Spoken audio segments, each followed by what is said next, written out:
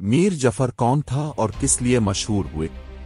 میر جعفر نے اپنے کیریئر کا آغاز بنگال کے نواب علی وردی خان کی فوج میں بطور سپاہی کیا۔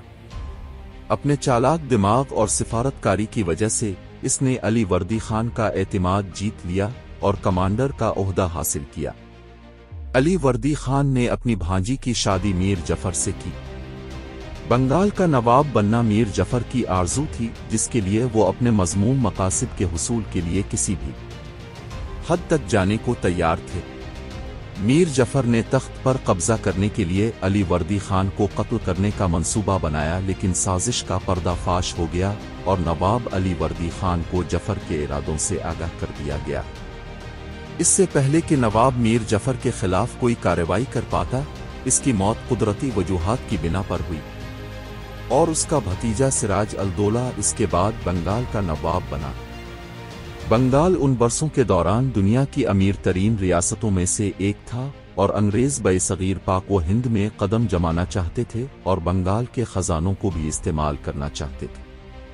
سراج الدولہ برطانوی ایسٹ انڈیا کمپنی کی اجازت کے بغیر کولکتہ کی قلعہ بندی سے پریشان تھا۔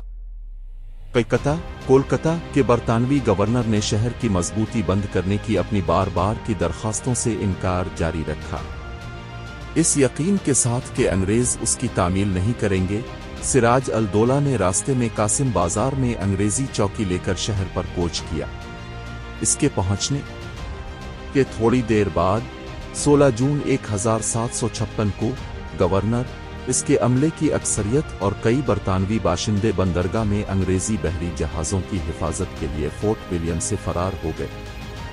کمزور مزاحمت کے بعد قلعہ نے ہتھیار ڈال دیے۔